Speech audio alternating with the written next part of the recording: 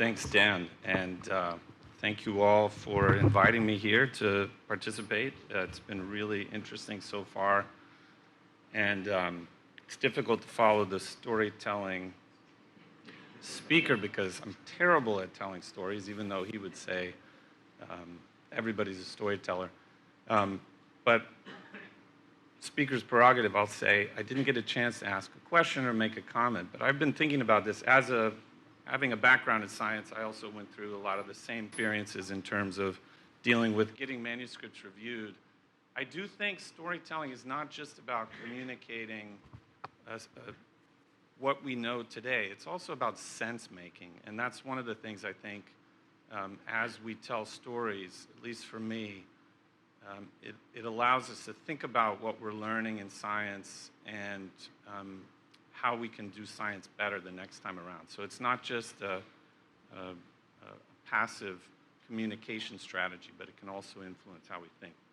All right, so with storytelling now, moving to the topic at hand, I think Dan told a lot of the same kinds of themes that I'm going to be telling you about.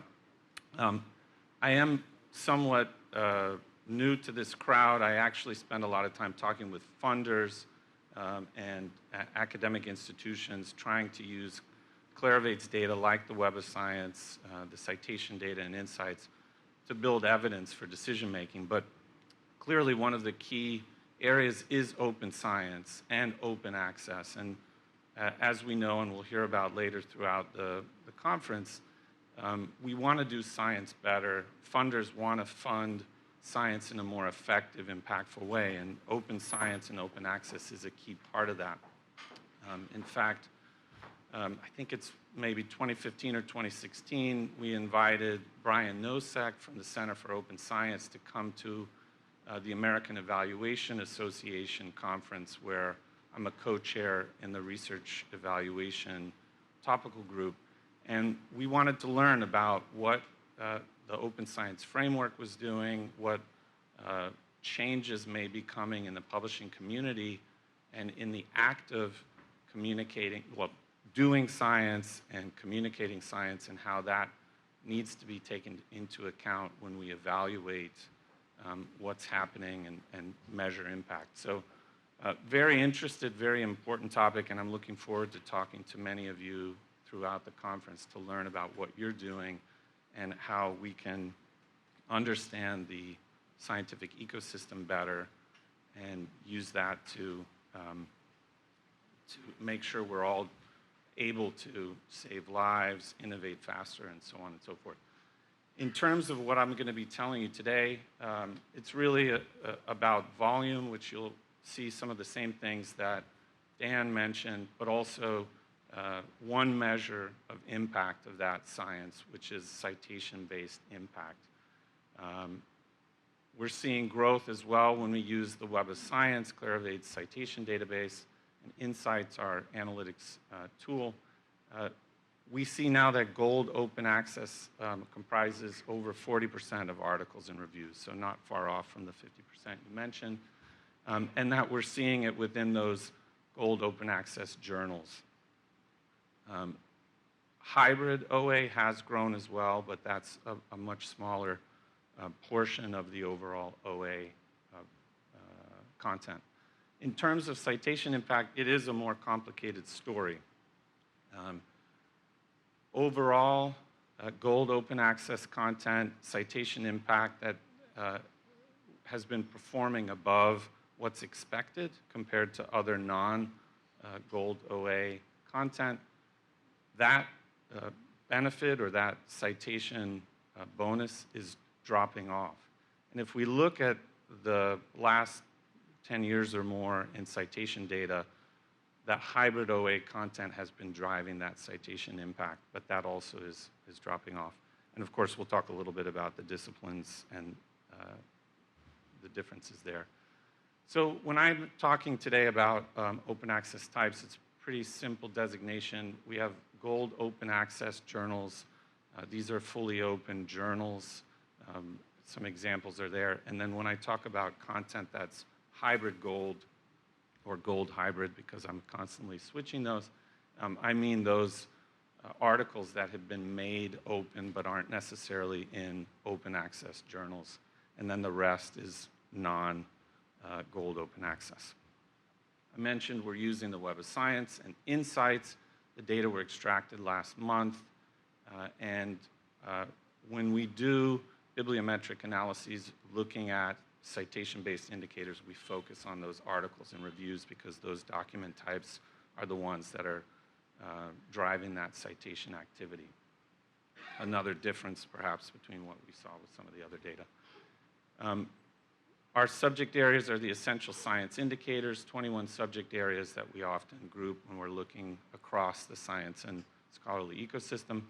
And then our version of citation impact is the category normalized citation impact, or CNCI. This allows us to compare the citation impact of articles across different subject areas. And it is an article level metric. We're not talking about journal metrics. I don't want to talk about journal metrics, so don't ask me about journal metrics. But it is a way for us to understand the citation impact. And what you'll see is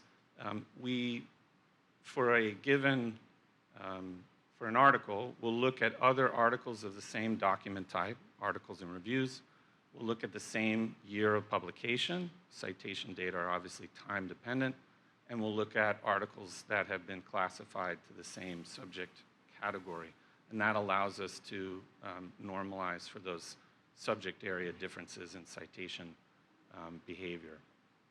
So with the CNCI, we normalize to a 1. If an article is cited as many times as expected based on that cohort or baseline of other articles that meet those same criteria, publication year, document type, and subject area, then the value for CNCI is 1. If it's above 1, then that article is receiving more citations than expected. If it's below, then it's underperforming that baseline. All right, so let's jump in. As Dan mentioned, we see similar numbers, gold open access content within the Web of Science as of 2022 is greater than 40%, the dotted line that you can see there. That growth has been largely driven by gold open access journals. You can see that, the purple line. And now we also, basically, if we look at the green line, that's the hybrid content. Again, I'm not looking at journals per se, I'm looking at content published in those journals. So gold hybrid content is now over 5%. What's really interesting to point out is that at the beginning of this time series, the hybrid content was about a third of the overall gold open access content. Now it's dropped down to about a fifth of that.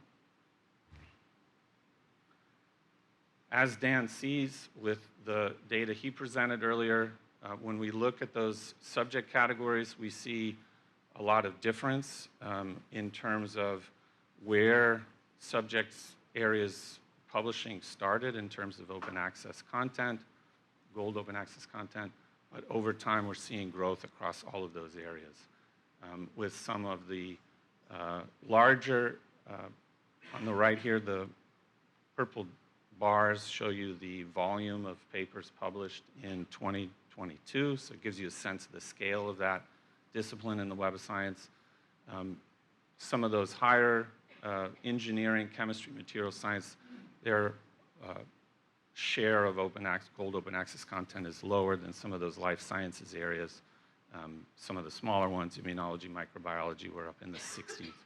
So it is a subject area specific trend.